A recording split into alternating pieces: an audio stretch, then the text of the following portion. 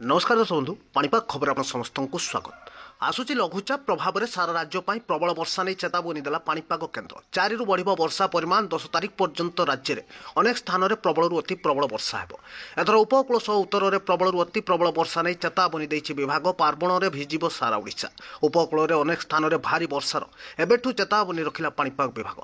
एपटे 24 घंटिया बिजुली घड़घड़ी सांगकू वज्रपात नहीं बालेश्वर समेत 10 जिला को येलो वार्निंग सह चेतावनी देछि विभाग। घड़घड़ी सह वज्रपात और हालुकारू मध्यम धरणर वर्षा लगी रही सूचना दी जाइछि। तेज उत्तर बंगोपसागर सृष्टि होगा लघुचाप क्षेत्र केते भीषण रूप नेब या बात्यार परिणत हो कि अवपात रूप नहीं उपकूल को मुहाइब से भुवनेश्वर पाणीपाग केन्द्र कल नुआ रिपोर्ट जारी करने सह पाणीपाग विज्ञानी प्रोफेसर सुरेन्द्रनाथ पशुपालक यह उपर कल नुआ अपडेट जारी करछन्ति। निश्चय नजर पकांतु। ता पूर्व वीडियो को लाइक करंतु, चैनल को सब्सक्राइब कर शेयर करंतु।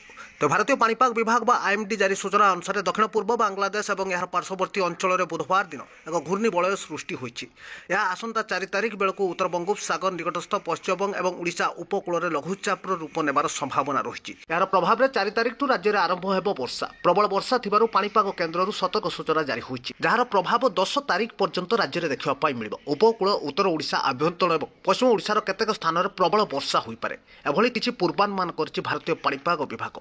यासह लघुचाप सृष्टि हेबा परे यह अवपातर रूप नेब कि यह बात्यार रूप नेब से नहीं कौनसी आकलन करा जाय नै। तबे लघुचाप सृष्टि हेबा परे यह केते भीषण रूप नेब केउ आड़ को गति करिबो से नहीं बड़ अपडेट आसिबो बोली भारतीय पाणीपाग विभागर महानिर्देशक मृत्युंजय महापात्र सूचना दैछन्ति, जहाँकि राज्य में 4 तारिख ठू 10 तारिख मध्य प्रबल वर्षा रहिबार यथेष्ट संभावना थिबा कुआ जायछि। एपटे राज्य में कालबैशाखीर प्रभाव एबे भी जारी रहिछि। बिजुली घड़घड़ी सह वज्रपात लगी रहिछि। हालुकारू मध्यम धरणर वर्षा केतेक स्थान में होछि। यार प्रभाव आज मध्य देखा मिलिब। आज बालेश्वर समेत 10 जिला को येलो वार्निंग जारी होइछि। घड़घड़ी सह वज्रपात हालुकारू मध्यम धरणर वर्षा ने सूचना दी जाइछि। तबे मयूरभंज, केउझर, अनुगुल, ढेंकानाल, जाजपुर, कटक, केन्द्रापड़ा, जगतसिंहपुर, भद्रक और बालेश्वर जिला आज घड़घड़ी सह वज्रपात और हालुकारू मध्यम धरणर वर्षार सूचना देछि पाणीपाग केन्द्र।